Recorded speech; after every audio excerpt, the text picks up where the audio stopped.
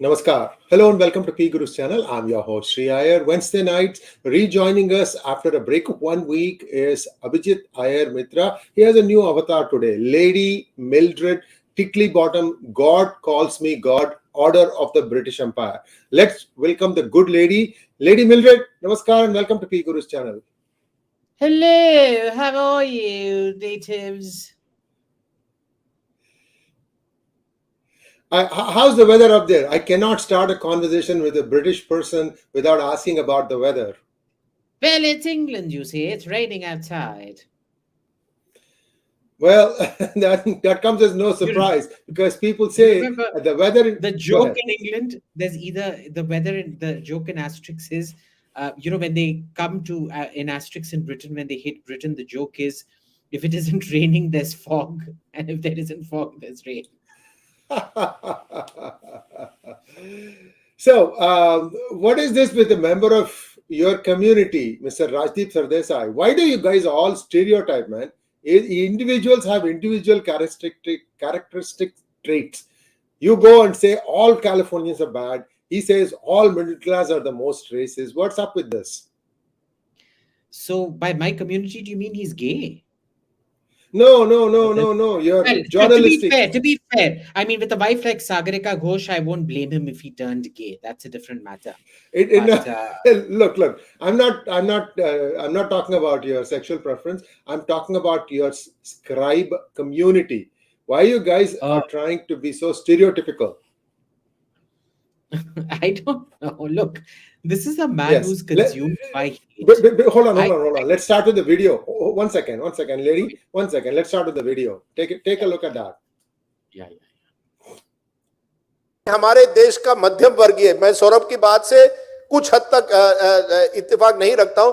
हमारे देश का मध्यम वर्गीय जो बन गया मिडिल क्लास, पिछले 30 सालों में किसी ने लेफ्ट का सवाल पूछा था, लेफ्ट की कमजोरी क्यों हुई है? मिडिल क्लास बड़ा है और मिडिल क्लास केवल अपने स्वार्थ के लिए एक तरह से आगे बढ़ता है. वो मिडिल क्लास सबसे ज्यादा सांप्रदायिक बन गया है इस देश में. गरीब सांप्रदायिक नहीं होता. गरीब को, हिंदू मुस्लिम को जरूरत एक दूसरे की पड़ती है. देखिए, ये माइक पास लाके हिंदू मुस्लिम को एक दूसरे की जरूरत जब गरीब होता है ज्यादा पड़ती है. हम जब अमीर बनते हैं ना, मिडिल क्लास बनते हैं, तब हमें हमारी धार्मिक आइडेंटिटी को सांप्रदायिकता में बदलते हैं. जिस तरह से सोशल मीडिया हो या व्हाट्सएप हो, जिस तरह के बयानबाजी होती है, वो मध्यम वर्गीय जो स्कूल कॉलेज और यूनिवर्सिटी में जाते हैं उनमें सबसे ज्यादा होती है. जो साइंस पढ़ते हैं, some of the most communal minds in the country have been scientists. All right, Lalantop was trying his best to try and get his attention in vain. Go ahead. Poor Saurabh, he had to deal with so much crap that day. But anyway, look, see, first of all, let's look at his analysis that in the middle class, there is less interdependence. Quite far from it. It is in the lower classes, the lower you go, that the greater conflict occurs. You look at this across the board, the highest Muslim on Hindu violence is actually Muslim on Dalit, because they occupy many of the same spaces with the greatest resource competition happening between them. So, tanners, butchers, things like that. Right. So, first of all, he was wrong right at the very beginning. Second, notice what his thing is. He doesn't like the fact, he was railing about how they don't like Muslims. What his actual rant was about was the fact that he didn't like India is becoming richer. He didn't like the fact that people are getting wealthier and wealthier by the day, which then means that they are no longer stuck in a day-to-day, almost hostage-like situation, and they can actually start expressing their opinions because they've come out of the local, feudal setup that controls their lives and things like that. So he's actually supporting the whole Congress thing of keeping people poor and keeping people in perpetual conflict. It's not surprising because his bread and butter runs on that. It runs on it. So there's nothing you can do. Thank you so much, Lady Mildred. And let's now go over for questioning.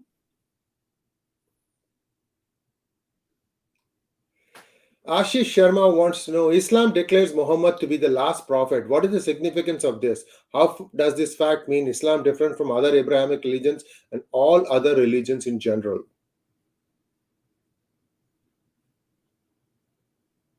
Well, look, the Christians believe that Jesus is the last, well, he's not a prophet.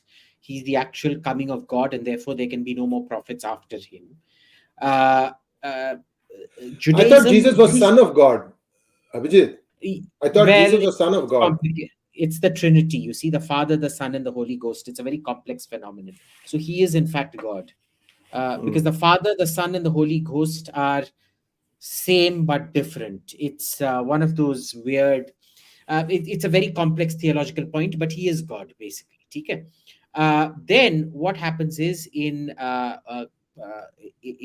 Judaism, they genuinely believed that the Messiah was going to come, who was going to be the last prophet who was going to take them. It was used to be a very apocalyptic cult. But then after the revolt of 72 AD, and then 137 AD, which was the Bar Kokhba rebellion, they turned, and Bar Kokhba was acknowledged as the Messiah. There was a very famous rabbi who's crucial in modern Jewish theology called Rabbi Akiva. He declared this fellow, the Bar Kokhba, to be the Melech Israel, the anointed king of Israel, who would the descendant of David and the coming of the Messiah and this and that. And the Romans destroyed Israel at that point. So what happened was they turned completely on any kind of apocalyptic nonsense. Today, if you go to Israel and declare yourself a Messiah, you will be lynched. They do not tolerate. It's meant to be a perpetual, like, you know, that song in Annie, tomorrow, tomorrow, it's always a day away. It's like that. It is never meant to be realized in principle. It's meant to be a future, this thing, which is why they've moved away completely. All Jewish sects have moved away from this kind of apocalyptic suicide cults.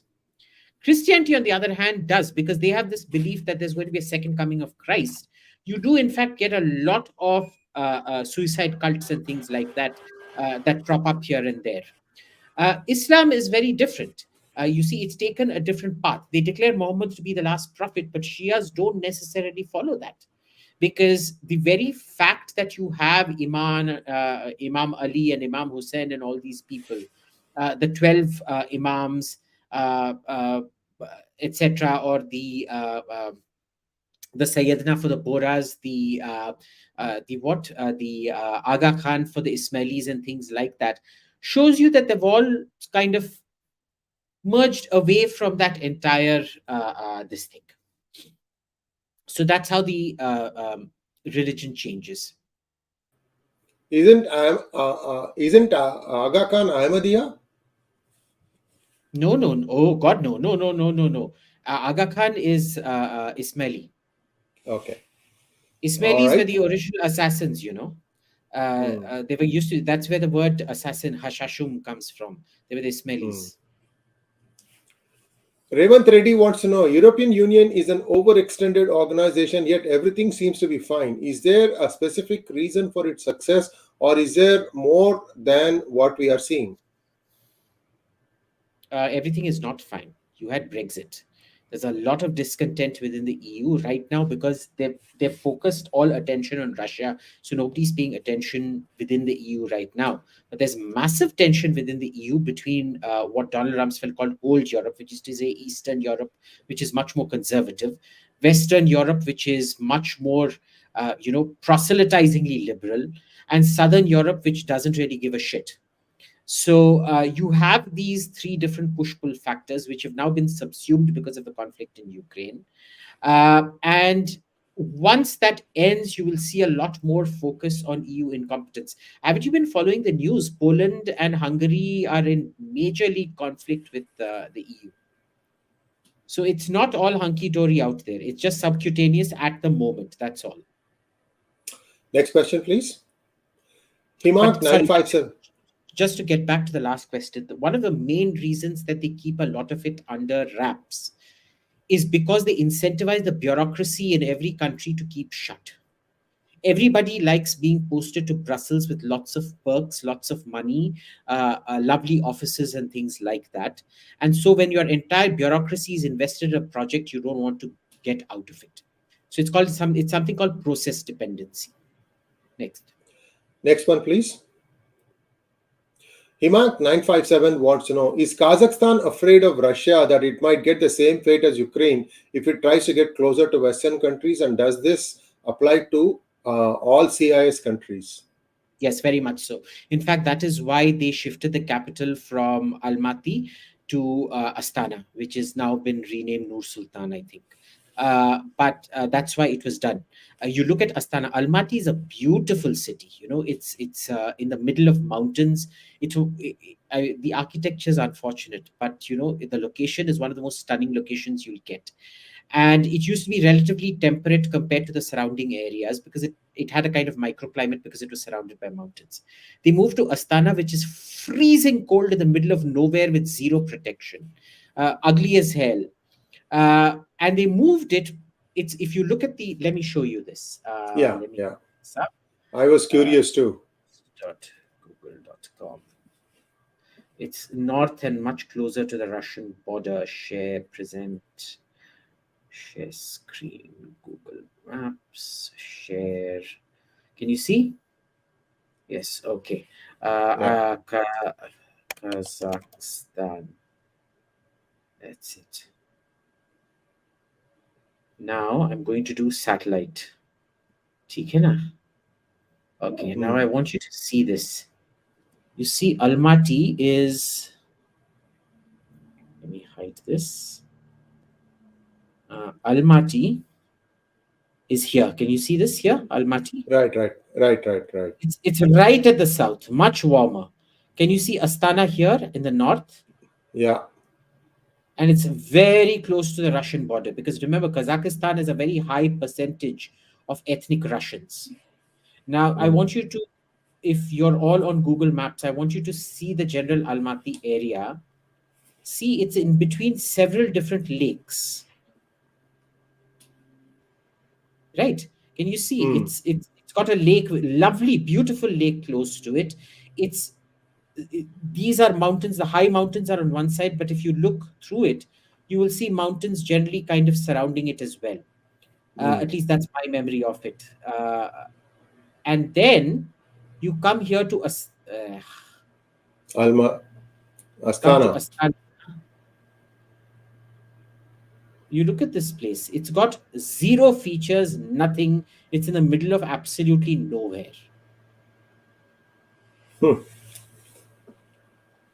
Right.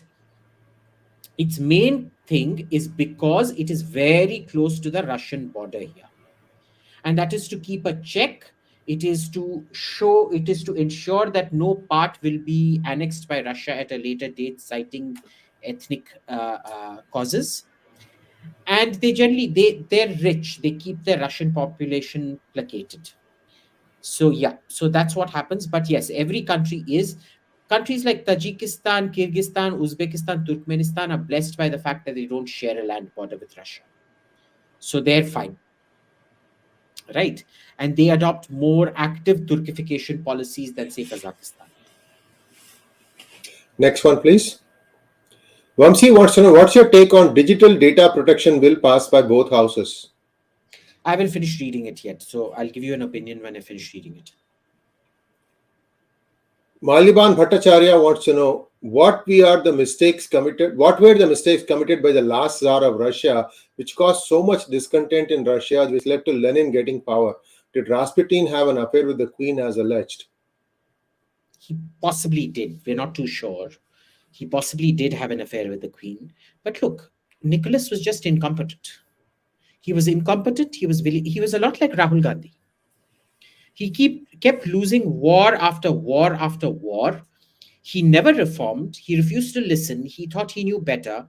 The Russian Navy was crushed in the Japan War of 1905. He did nothing about it. His coronation was a disaster. You know that, right? His coronation was marked by a massacre of something like 5,000 people. Officially, it was like a few hundred, but the total numbers I've read anywhere between 1,500 to 5,000 people. He was called Bloody Nicholas precisely because of that. On his coronation day, because it was so badly organized, and the Duke, I think it was Duke Kirill, or I forget which, the name of the Grand Duke who organized it, his uncle, he finally had to be sacked. But even there, Nicholas didn't want to sack him, and finally that Grand Duke was assassinated for his role in the murder of those people. He just did not care. He did not care about the suffering of his people. Everything about him was his prerogative, his privilege. Literally, he was a duplicate Rahul Gandhi. Question, And please. when World War One went south, that was when his goose was cooked, finally. But mind you, he could have still survived were it not for Lenin and the Bolsheviks. And remember, the Lenin and the Bolsheviks were actively conspiring with the Germans, who were the enemy at that time, to take power in Russia. Lenin was put into a train by the Kaiser, a sealed train, and sent over to Russia to foment trouble specifically. And Lenin delivered.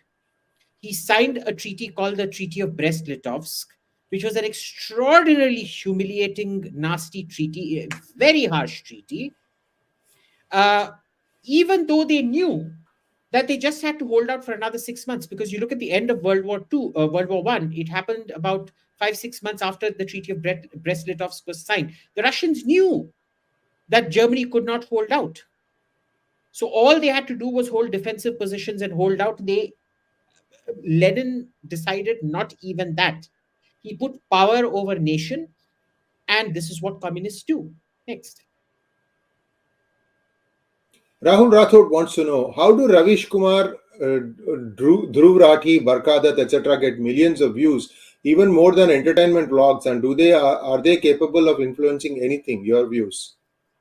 Rahul, the same way you come and watch our program, I'm assuming you're addicted to it. Some people are addicted to Ravish and Drue Ratte and things like that. What's wrong with that? They want a certain point of view, they get their point of view there. It's that simple. Shivam Goyal wants to know, why socialist policy were successful in Tamil Nadu and Kerala and as compared to West Bengal? We never had not that kind of social communism in Tamil Nadu. It No, had it's nothing not. to, not Kerala, yes, but yeah. Kerala is not there is no Kerala model, you see. It's just the industrious Malayali who goes abroad to work.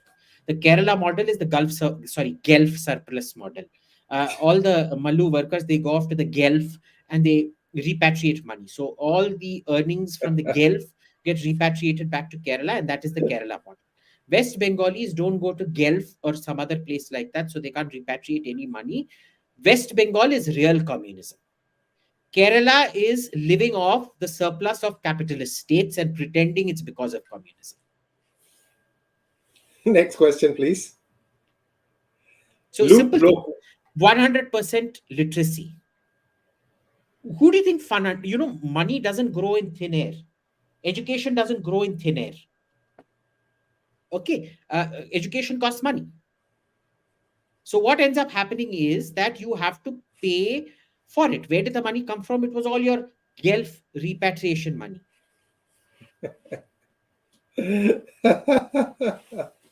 Luke Bloke wants to know, US highways are designed for military use, fiber channel, pipeline and road transportation, water conservation and solar systems, and God knows what do our highways designed with such multi-use. I'm sorry, but you're completely wrong. They are not designed for military use, fiber channel, pipeline. They are designed for road transportation. But I would say our roads here are now being designed with water conservation and solar systems in mind. It is coming. It is. They first have to find the money. But as far as I know, Nitin Gadkari has already implemented that plan. Our water conservation is way ahead of America. Our solar usage is way ahead of America. And our roads are slowly being designed that all your fiber networks and electricity networks and things like that will run in one consolidated corridor instead of going through hundreds of different places through private land and things like that. The problem has been there have been objections about it because a lot of people, including me, believe that you can't put all your assets, including energy transmission, solar, water, into one thing, which if it gets hit, it's a one-point strike. One bomb destroys everything. Okay, so there Single is a point very of failure. argument, Hmm. single supply line, which is a very dangerous thing, which it's an ongoing discussion in government, but I'm sorry, I disagree with you completely on this. Especially on water conservation, we are way ahead of America in terms of both solar usage. In fact, for a long time, our water channels to prevent evaporation have had solar panels placed over them, which means from the sides, because water is a very crucial source. Water is not just a resource for you to exploit. It's a living organism which animals live off, which a whole ecosystem thrives off. So it is covered to minimize evaporation loss by solar panels. The solar panels generate electricity, and animals and birds can come in from the side and drink that water. Next question, please.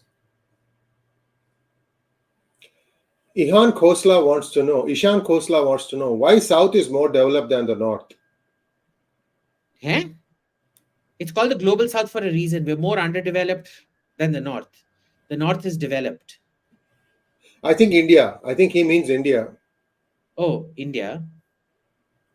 Well, it's relative, Like when you're in the South, you don't feel you're in a terribly developed part of the world. It's just one of those things. I look, personally, I haven't felt this greater development. I've read about it, but I haven't felt it. I actually feel Hyderabad, Bangalore, Trivandrum, or Madras are positively provincial and backward compared to, say, Delhi or Bombay. Okay. I've generally found that even amongst my interns, and I'm just extrapolating my own personal experiences. I've found that people are more problem solving, and I've had much better northern interns than I've ever had southern interns. Now, this is just my bias showing, but I generally feel the South is more of a provincial backwater. Sure, it's an urban experience. I'm not talking about the rural areas. But again, in the rural areas, I think you'll find the difference these days is marginal. Compared to, say, sure, it'll be much greater than an area like, say, Bihar or Jharkhand. But even UP today feels on par with Tamil Nadu, except for, say, the industrial corridors and things. And the industrial corridors would have helped a lot because, shipping and the proximity to shipping is a very, very important thing out there. So Kerala benefited from the fact of Gulf repatriation. Tamil Nadu benefited from the fact that it had good ports close by, had SEZs and things which assisted in manufacturing and things. Andhra has a deep water port in Vishakhapatnam. Karnataka needs to develop ports, but they blossomed on the banks of IT, because Bangalore, before Madras, used to be the big southern metropolis. Today, it's Bangalore that is the big southern metropolis. So it was IT. So each one developed for different reasons. That said, I do not feel they're more developed than urban north. Next question, please. Pratik Mangwani wants to know, can you explain more about how the Turks were pre-Islamized culturally in spite of conquering over Persia? Persianized culturally. Oh, okay. Oh, Persianized culturally. Okay. Yeah. Why don't you go on and finish it? Yeah. Persianized culturally in spite of conquering Persia. You mentioned about a primitive society coming in contact with a civilized one. Yes, this is what happens. All primitive societies adopt the culture of the higher up society. Okay, so it's very, very simple. You look at the Mongols. They didn't bring Mongol style government to anything. They adopted Chinese customs. Kublai Khan completely Sinified, whereas his eastern brothers Mongke and things like that completely Persianized. Wherever they came in contact with a more advanced civilization, the conqueror assimilated into the conquered. Now, the problem happens is why Turks didn't Indianize, but instead Persianized, because they felt Persian culture was as alien to them as Indian culture. In fact, less so, because they were polytheists like Indians were at that point of time. But they actually felt that Persian culture was much more aspirational, much more grander, much more inspiring than Indian culture. Okay, so even when the choice between the two existed, they expressed They expressed a Turkish ethnic supremacy, but a Persian cultural supremacy, which has existed for a very long time. In fact, there's a very popular idea within architects, historical architects, that Egypt was the mother of Western architecture. It's called the Western cultural core, which starts off in the Middle East, which was then developed by Persia and then finally adopted by Greece and then transmitted through to Rome. It's actually a very, very cogent argument if you look at it, because the use of long, big, monumental buildings with massive columns of pillars and platforms and things like that starts off in Egypt. It finds its pinnacle in Persia before the Greeks adopted small scale and the Romans blow it up to monumental proportions. So there's been a long history of people finding Persian culture much more awe-inspiring than Indian culture. And for the Turks, especially, they needed, this was a people who needed a civilizational message. And so that's what happened. They found the civilization and they did Turkify Persia. Today, there are words in Farsi which are umlautized. Umlautized is like, the German A, O, U with the two dots on top becomes A, A with an umlaut becomes A, O with an umlaut becomes and U with an umlaut becomes U. So you have that a lot in Turkish. It is believed that because of the initial Hunnic and all those invasions of Germany, it was an early Turkic affectation which got into the Germanic languages of the umlautization. Even today, Persian food is much closer to Turkic food than it is to a sort of almost cultural continuum of spices you'll see. So you'll see this. India, Pakistan, very spicy food. Iraq, Arabia, again, you get to a lot of spices. Iran, Afghanistan, Kazakhstan, Kyrgyzstan, no spices. Turkey uses spices, but they use it very differently, and it's just very different. So it's very it's a known factor everywhere. Germans, when they finally conquered the Roman Empire, they took on, their desire was to be acknowledged. See, Rome was willing to acknowledge that there were two empires: the Greek Eastern Empire and the Roman Western Empire, the Latin Western Empire. They considered the Germans barbarians. So even though the bulk of their military was Germanic, they didn't want to degrade by their civilization by accepting that there was a third part of the empire, which was a Germanic empire. Which is why when the Germans finally conquered Rome, they did not get recognition, but ultimately the Pope recognized them as the German Empire as the Holy Roman Empire. The Holy Roman Empire, as Voltaire says, was neither holy, nor was it Roman, nor was it an empire. It was a German confederacy. Isn't Barber an area in France today? Which one? Barber, Barbour. Never been. From there, the barbarians came, right? No. Barbarians comes from the Greek. The Greek, it's a Greek word, because people who couldn't speak Greek, according to the Greeks, used to speak like this: ba, ba, ba, ba, ba. So they were called the barbaroi, from where you become barbarians. The other etymology of this is the coast of Barbary, which is the North African coast, which comes from the Berbers, which are that is not etymologically related to how we use barbarian. Barbarian, we know for a fact, etymologically comes from the Greek barbaroi, which had to do with people who couldn't speak Greek saying ba, ba, ba, ba, ba, ba, ba. Or at least that's how the Greeks thought. Isn't there a song also? I don't know. Ba, ba, ba. That was it. Same thing goes over and over again. Ba, ba, black sheep. Next one, please. Anshuman Singh wants to know, could there be more media like newsclick being funded by CCP? Of course. This was blatant direct funding. A lot of embassies did, through the 70s and 80s, what they used to do was they used to buy 10,000 copies of one newspaper, 50,000 copies of another newspaper. Only 5 or 6 would be delivered to the embassy. The rest was funding, and it was perfectly legal.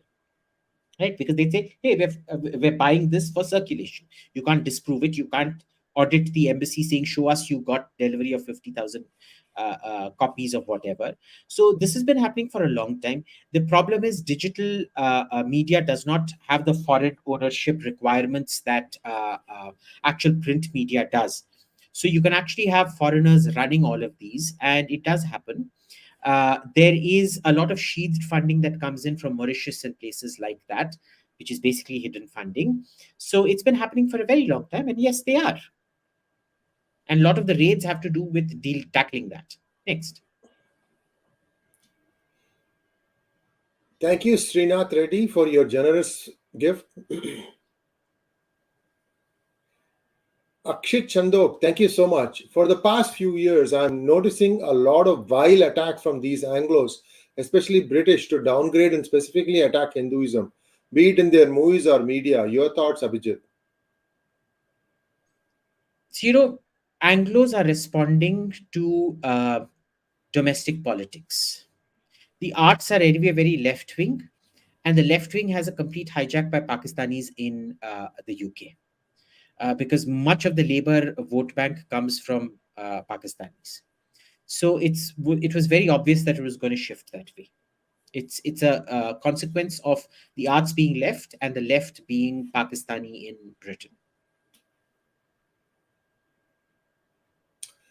Thank you so much, Sajid Kumar, for your donation. Imran in jail, Munir in full control, Saudi investing 10 billion in Pakistan, CPEC talks in full swing. Is Pakistan economy out of the woods?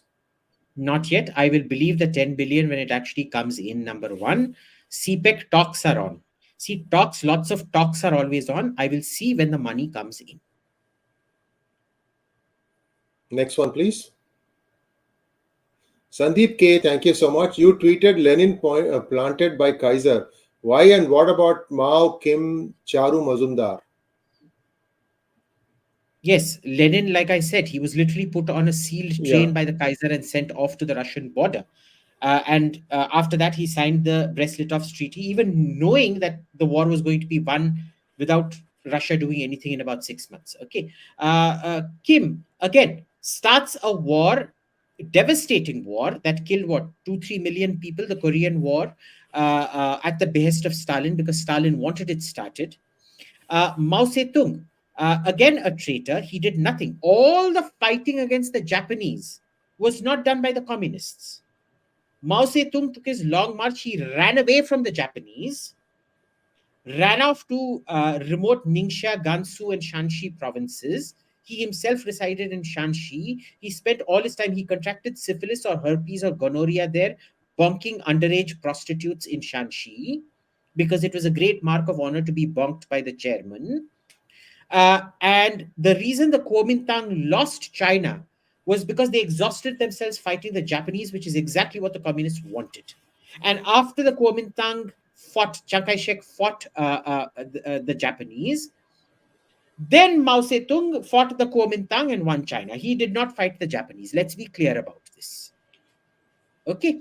And Stalin and him coordinated it. Stalin wanted him saving up. And it was a mark of gratitude in a sense that the last man to see Chiang Kai-shek over the Formosa Straits, the Taiwan Straits, was not the American ambassador, it was the Soviet ambassador. He said, sorry, we had to do what we had to do for the spread of communism, but we always respect you, tata bye. People don't realize that the reason that Chiang Kai-shek could not finish off Mao Zedong, and this is where Putramoh comes in, is that Stalin held Chiang Kai-shek's son, Chiang Ching-kuo, hostage for a good 5 to 7 years in Siberia. He married a Russian woman, and he was kept hostage under the express threat that if anything was done to the Chinese communists, his son and the grandson, presumably, or everything would be killed. So there were lots of things. People tend to forget all of this. So Mao was a filthy scumbag traitor. Kim was a foreign puppet. Of course, he became completely independent later on. That's a different matter. But murderous independence. They are traitors when they are out of power. In part, they're psychotic, mad, lunatic mass murderers. Charu Mazumdar was a loser in birth. He was a loser in life. He was a loser throughout. He took orders from abroad. Scumbag traitor. Nothing to be said about him. Thank you, Sandeep. Is Sibal winning Article 370 case in No, Supreme Court? Can no. Justice Ganjoo case be reopening affected? No. Look, Justice Ganjoo case is going to be reopened irrespective because the government has now said so. Okay. Sibal is not winning that. If you're actually following the arguments, I'm actually following that argument. Sibal is actually sounding quite stupid in certain cases. He was arguing something bizarre the other day. I forget what it was. 2 days back, he made one of the most bizarre arguments, and even the Chief Justice was shocked.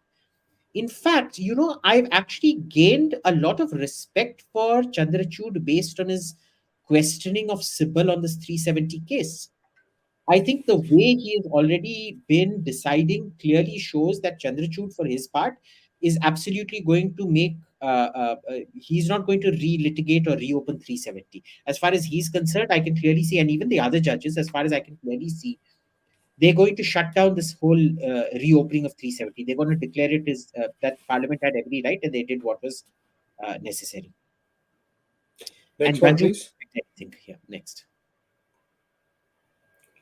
Thank you, Marwan Al-Balushi. Abhijit Noor Al-Dunya. What sort of investment in human beings do you think the UAE and Saudi should conduct? Do you know what Noor al Dunya means? No. It means Educate light of us. the world. Light of the world. Noor is Noor is light, light. okay. Oh, okay. Dunya Light is of the the world. world. Okay. Light of the world. See, he knows how to massage people's egos. Very good. What sort of investment in human beings do you think the UAE and Saudi should conduct? Ooh, very good question. I think I've seen a lot of Amirati investment in humanities. I think there is a need to force more people into science, into serious jobs. Right now, you need a local partner, but a lot of investors complain that the local training does not match the need for the Emirates and I presume Saudi Arabia. Saudi Arabia is only opening up now, so I'm not hearing much about it. That they need a lot more professionalism training in science and technical management of what they do, rather than being silent, non-operative partners. I think they need to become much more, there needs to be training in becoming more operative, hands-on partners. And there need to be a lot more Emirati and Saudi stand-alone startups, not just foreign collaboration startups. I think there's been enough of foreign collaboration now to spawn a entirely Emirati and, well, slowly Saudi, in about 10-15 years Saudi as well, but Emirati set of uh, entrepreneurs. I think that is the investment. It's very good education, but I think that confidence and niche identification and innovation need to come in sui generis from the Emiratis and not with foreign collaboration. Hey, to add to that, IIT Madras has just opened operations in Tanzania, and BITS Pilani is in the Middle East somewhere. I don't know, Dubai or Abu Dhabi. So, and I think there are some Delhi Education Society schools also in the Middle East, but they may be primarily catering to Indian Middle East crowd. Yeah. That can be, broadened and have much more of a engagement so that everybody come to those schools and learn the basics. And I think that's where it needs to start. I won't wish an Indian school or college on anyone, least of all an Emirati. It's better than what they have, man. No, it's really not. Trust me, it's not. It's not. It's not. One of the families that runs it is a notoriously crooked family. I know, I have lots of friends out there who go to these schools. They're good. They're much better than the ones we get in India, but they are nothing compared to some of the schools that the Emiratis and the Saudis have. I think they need to look at a much higher look. It's a basic question of per capita disposable income. Okay, this is an Indian disposable income model supersized to fit a Emirati disposable income model. What the Emirates needs is a Western, not the current woke bullshit nonsense who need to be sterilized and declared child molesters education, but the old Western inquisitive human personnel development model, the inquisitive quality model, replicated, almost cut and paste into the Emirates. I think much better than this. I really think so. The Indian schools there are not good. My cousins have all graduated from Indian schools in the Gulf. Trust me, they leave a lot to be desired. Next question, please. Sorry, in the Gulf. Marwan Al-Balushi again. In the context of a nuclear Iran with cheap drones and missiles, what defense measures should the UAE take, or is its Air Force enough? So this depends on what the UAE wants to do. I would suggest a role like Australia takes, which is all power projection is mostly done through the Air Force and not by ground troops, because I don't think Emirates today and Saudi Arabia tomorrow will have the absorptive capability for high losses that ground troops incur. So I think focus on the Air Force, Air Force, Air Force, Air Force, and anyway, the Emirati Air Force is highly respected, much more so than the Saudi Air Force. The Saudi Air Force, I hope, will get there ultimately, but there's lots of complaints about the Saudi Air Force, unlike the Emirati Air Force. So where do they there is train? They train in UK? Do they train in UK to start with? no. They train locally. They do a lot of dissimilar air combat exercises with America and NATO and all of that. They're completely NATO interoperable. So what the Emirates needs to do now, see, there's 2-3 questions packed in here. What should the GCC do? What should Saudi Arabia do? What should Emirates do? I'm just going to focus on Emirates. Imagine you're fighting a war by yourself against Iran. Okay. Focus on dissimilar overwhelming air superiority, first defensive, and then to shoot down incoming cruise missiles and drones. And second, extremely high ISR capabilities that help you detect hostile boats, submarines, etc. that come. Submarines is the Persian Gulf is a very difficult submarine operation because it's not very deep. It's about 50-60 meters deep, which is not deep enough for proper submarine operations. But those gunboats and things like that are dangerous. Sure, they can be destroyed, but they cause a lot of damage. So that is something to focus on. I would always suggest on ground troops, focus on special forces so that you will not be called on to contribute to futile exercises like Yemen.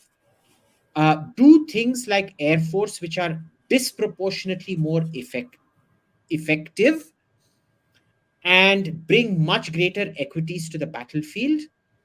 And in terms of the Navy, standardize. Instead of going in for many different kinds of ships like you have now, focus in on, say, one ship. Do what the Israelis do. 5-6 corvettes of the same class. Build a, say, Navy of 20-30 corvettes of the same class that can take down smaller boats. You don't want bigger ships. You want longer endurance, smaller ships. Emirates has been doing that, just not enough and not uniform. There needs to be fleet uniformity to enable training, better training. Next question, please. Thank you, Aram, for your donation. What is the ground situation in Manipur now? Is Assam Rifles siding with the cookies? No, but the Manipur police is, because of reservation. The Assam police is massively Kuki and Naga. The ground situation right now is that it is stable but very, very tense. If the government diverts its attention, violence will flare up again. You need more stabilization in the next 3 to 6 months. Next question, please. Sun, thank you so much. Why and how are Indian white adjacent detailed? You see, we're originally white. We're Ukrainians. We invaded the brown native Dravidian savages from the plains of Ukraine. And we have blonde hair and blue eyes. We also have Brahmins who are, they're the, what the black shirts wear, the brown shirts wear to the Nazi movement. That is what Brahmins are to the fascistic Hindutva cause. And so they are white adjacent. They're not just white adjacent, they're Nazi adjacent.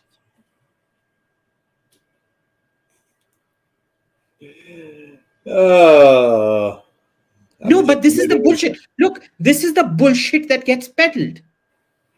This is treated as academically legit.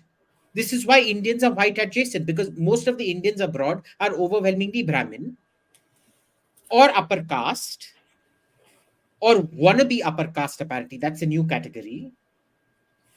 So that this is what it is. Next one, please. TJ, thank you so much. What is Judaio Christian? Does something link that exists? Didn't Christians kill most of the Jews? Yes, correct. That is absolutely correct. And Judeo Christian is the new identification as a guilt relief mechanism for what happened in World War II and the Holocaust. So they no longer want to call it the Christian West, they want to call it the Judeo Christian West. Even though, remember, Jesus was a Jew, and Hitler could never forgive Jesus for being a Jew.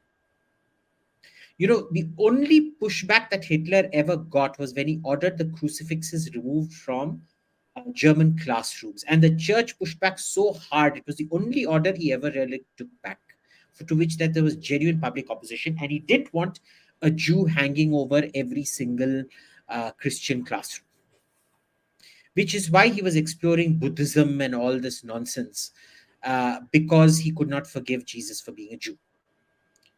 And remember, the church still has a trilingual dogma, which is you can only truly understand the Bible in three languages: Hebrew, Greek, and Latin, because they are the only ones that capture the spiritual essence of it. Hebrew, because of its the originalness, because clearly, Jesus did not speak in Hebrew. This is very important. He probably would have spoken very little Hebrew. He spoke Aramaic mostly. So for the sake of originality, Hebrew. Greek, because Greek lends itself to philosophy. See, Sanskrit is one of those languages which you can make as obtuse as you want to become philosophical, or you can make it as specific as you want to become legal. But Latin and Greek are not like that. Greek has multiple, you can bring this Sandhi concept together to create as many different breakups of words in any way you want, which lends itself to philosophical interpretations, which is why Greek.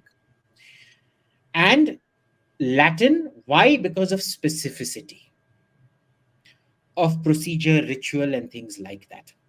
So this is the reason they have a trilingual dogma. Hebrew is there, but they never acknowledge their Jewish past till after the Holocaust and all of that. Next. Next question, please. Levi Ackerman, thank you so much. How to reform Bollywood industry? I don't know. Stop going to Bollywood movies. I mean, dude, like seriously, every Bollywood story has been the same for the last 70 years. Boy meets girl, boy falls in love with girl, boy and the ending is usually boy and girl get married or boy and girl die. How do you people go and watch the same goddamn movie over and over again for the last 70 years just because it has different characters with different songs and different shooting locations? I mean, how many remakes of the same goddamn story can you watch? Are you people stupid? But you go watch it. So you get what you deserve. Ultimately, left-wingism and wokeism is the refuge of the pathetic loser. And these actors are playing out the same story over and over again. Notable exceptions. But tell me how many Bollywood movies that are exceptions that actually break the rules? Less than 0.1%. So why do you go watch it? Oh, masala tha, bahut acha tha. What the hell? Give me a break. And bloody 50, 60-year-olds pretending to be 20, 30-year-olds. Salman Khan is what? He's old enough to be my grandfather right now. Shah Rukh Khan is old enough to be my grandfather right now, and yet he pretends to be a hero younger than me. Next.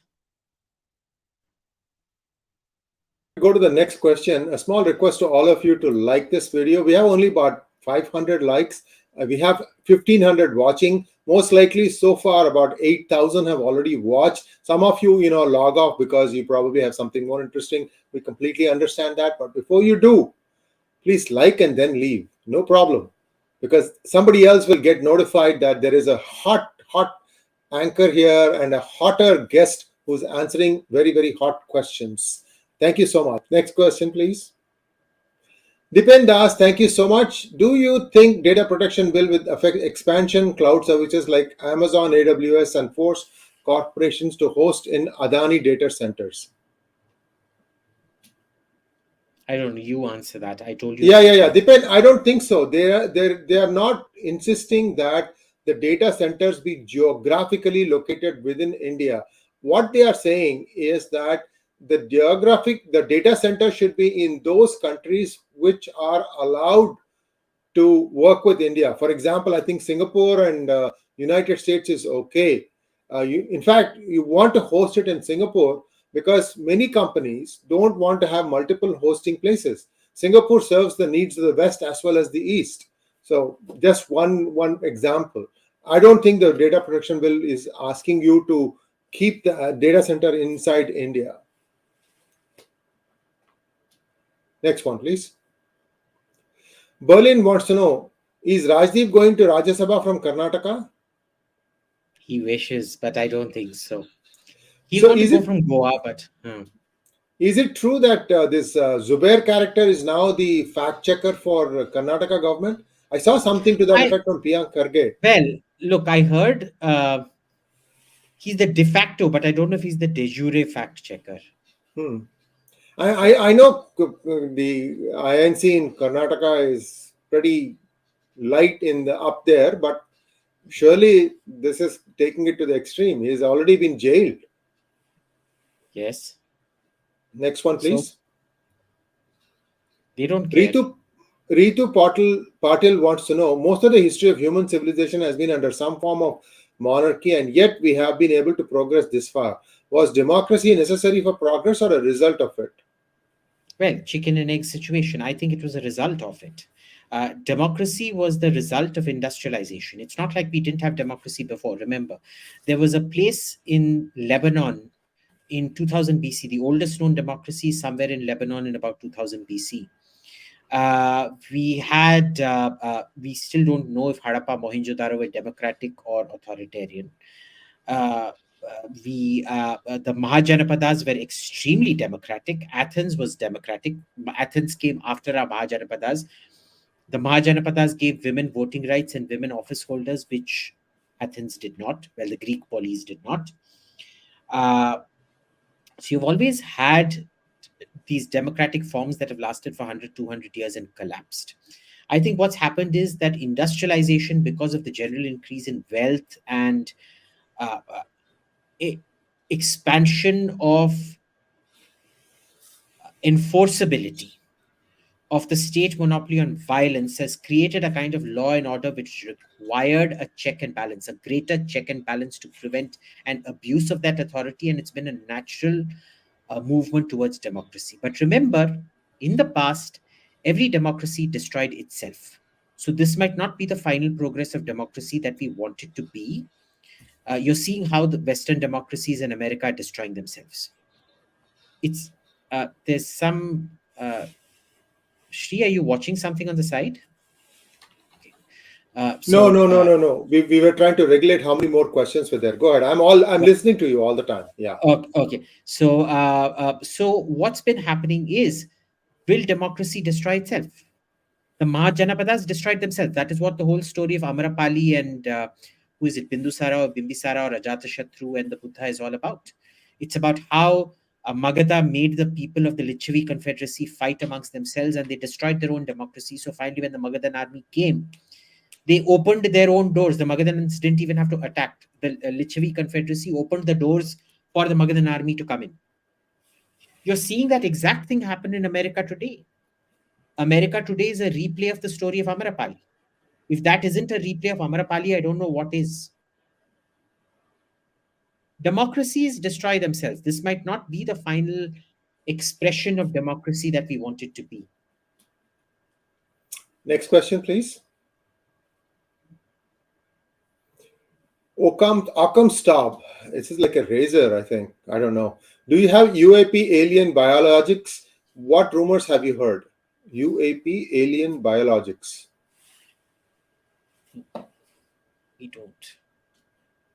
Next Really? question. Even the all-knowing doesn't know a few things. Thank you, But we don't Shivang have- Bharadwaj. Okay, Let me get one thing out of the way. We do not have alien anything. Aliens have not come to this planet. Aliens haven't built the pyramids. Aliens haven't built the ziggurat of Ur. Aliens haven't built the Great Wall of China. Aliens didn't build the pyramids. Aliens didn't build, I don't know, whatever, uh, uh, uh, uh, uh, anything, you name it. The temples of Tenochtitlan or the Great Pyramids of Teotihuacan, these were not built by aliens, okay? These were all built by human beings. Aliens had nothing to do with it. And you and I, Thank, we're all organically developed carbon life forms developed on Earth. We have a complete sequence of what amino acids ultimately became our modern carbon, intelligent carbon. Initially, we started off as amino acids, then we became single cell organisms, then we became multi-cell organisms, then we finally, ultimately, somewhere in that chain became monkeys, and then monkeys became humans. Okay, that's what's happened. Stop falling for all this alien bullshit. Just because every temple everywhere goes up like that, be it in pre-Columbian America or Brihadishwara temple in Tanjore, they all go up like this in a pyramid shape, doesn't mean the aliens built them. All ant hills across the world, ant hills in South America look exactly the same as ant hills in Australia, which look exactly the same as ant hills in India. That doesn't mean there was a prehistoric ant civilization, spacefaring ant civilization, that taught all ants how to build ant hills the same everywhere. So no, we do not have alien biologics. Aliens have not come so far, as I can tell. Are there intelligent civilizations much more advanced than us, possibly capable of light speed travel? Yes, 100% they are. Are there many more civilizations that will be more backward than us in some other part of the universe? Yes, absolutely, they will be. But have they come, and are all our achievements because of that? No. next question, please. Shivang Bharadwaj, thank you so much. Do you think a Brahmin like me has any future in UP and national politics given how much we are villainized? No, you do not. Don't worry about it. You have no future.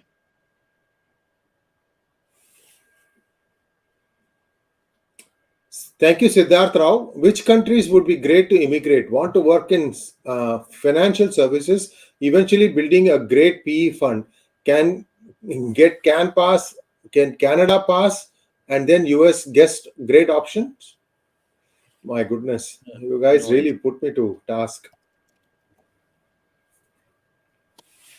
I don't know. This is financial services and things. I know nothing about these. A lot of these things have lost their meaning, because look at the top three: BlackRock, Vanguard, and some street, XYC street. Between them, they control I think 100 trillion or something like that in assets, and it's these companies, they've also invested among each other. That is how the money is right now going about. It's not for good ideas. It is how to preserve these people's hegemony. You don't have any challenger. Millennial Mind, thank you so much. What is the solution for dust removal from cities? Well, in India, it's very simple: forestation and better construction management. See, in Delhi and things like that, we have the Thar. In other parts of the cities, we have large parts of unpaved land. We do stupid things like destroying our own water. Water hydrates the soil, which keeps it down. No? Then there's particulate matter, which is released through burning and shit like that, which the Supreme Court doesn't want to control. They want to blame Diwali for it, but not anything else. Whereas, look, organic matter being burned, going up in the air, smoke particles become dust particles, which ultimately settle on you. No? These are all very simple solutions. There's a reason in the West you get so little dirt, and there is some elements of dust which you can do nothing about. So, for example, in planes, I want you to go check out. I'm sure there are videos of a plane dust cleaning in planes. Do you know, in an aircraft environment, almost 90 to 95% of the dust, it's absolute filth that you get off. When you're sitting by the window, you see those vents on the side and things like that. They are actually removed once a year, should be more than once a year, and cleaned. They get absolutely filthy. And you know what 90 to 95% of it is? It's flaked off human skin. It actually accounts for several kilos of dirt. Indian aircraft are never cleaned. I'm actually going to share a video which, one second, I want you to show this video. Let me find it on YouTube.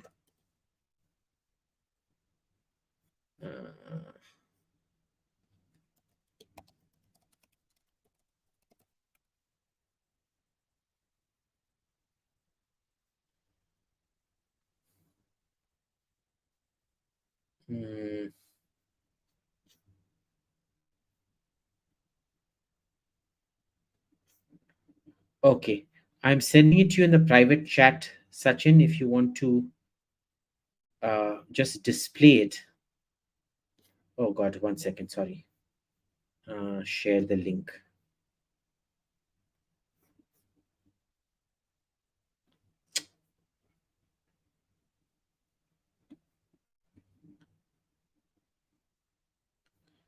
Sachin, if you could bring this up,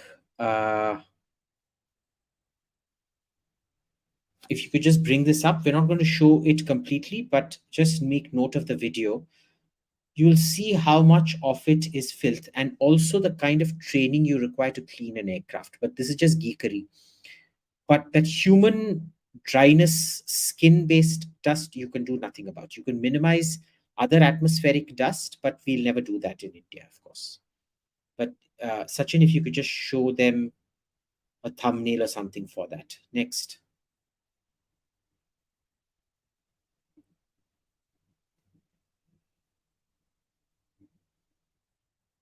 Yeah, just show them the thumbnail. Don't show the video.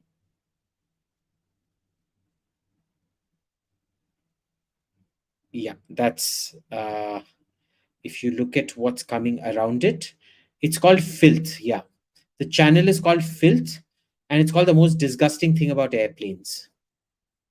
So if you go watch that video, you'll see. I knew a lot of this already because I kind of work a lot with aviation. So, I'm paranoid in planes. The first thing I do, I'm going to show you this.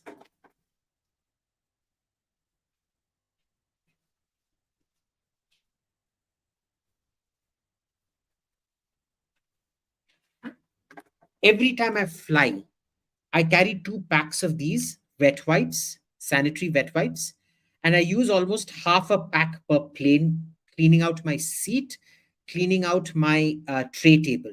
Do you know an aircraft meal tray table is filthier than the aircraft's toilet seat? It is more hygienic to go inside a toilet on a plane and lick the commode seat than it is to eat a nut that has fallen down on your meal tray table in a plane. It's that disgusting. So anyway, we got sidetracked. I also started talking about other things, but dust, I hope that answers your question. Next.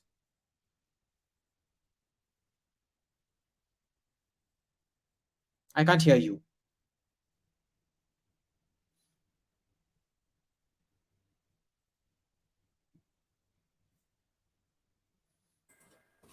That brings us to a close of today's session. Abhijit, thank you so much for taking time out from your schedule. We'll be doing it again next week, same time as always. And if there are any overflow questions, we will try and get them out to you on channel 2. Thanks once again, Abhijit. Please like, share, and subscribe to our channel. Don't forget to click on the bell button and don't listen to what he's saying. Namaskar. Please convert to our Lord in Christ and give up your evil pagan heathen ways. Vel, vel, vetri vel. Jesus saves. Vetri vel, veera vel. Jesus saves. Jesus saves. Tata bye.